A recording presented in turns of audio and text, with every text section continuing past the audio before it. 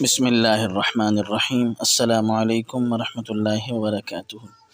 اسماء حسنہ کے خواص اور پڑھنے کا طریقہ۔ قرآن کریم میں ارشاد گرامی ہے وَلِلَّهِ الْأَسْمَاءُ الْحُسْنَى فَادْعُوهُ بِهَا۔ ترجمہ: اللہ تعالیٰ کے بہت اچھے نام ہیں، اسے انہی ناموں سے پکارو۔ گویا اللہ تعالیٰ نے قرآن مجید میں اپنے اسماء حسنہ کے حوالے سے دعا کرنے کا حکم فرمایا۔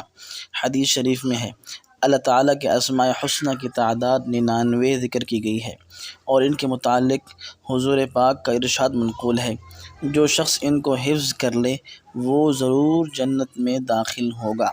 اسماء حسنہ کو پڑھنے کا طریقہ۔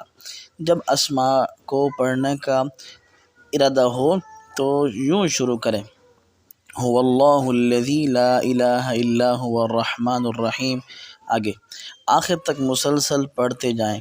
ہر اسم کے آخر پر پیش پڑھیں اور اسے اگلے والے اسم سے ملا کر پڑھیں۔ جس اسم پر سانس ٹوٹ جائے اس کو نہ ملائیں، اس سے اگلے والے اسم کو الف لام کے ساتھ شروع کریں، ال کے ساتھ۔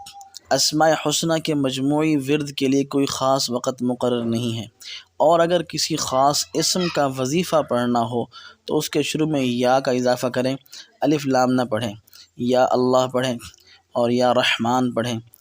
وظیفے کے اعتبار سے اس کے لیے اوقات بعض لوگوں نے مقرر کیے ہیں، جس کی گنجائش ہے۔ اگلی ویڈیوز میں انشاءاللہ ہم اللہ تعالیٰ کے اسماء کے خواص بیان کریں گے۔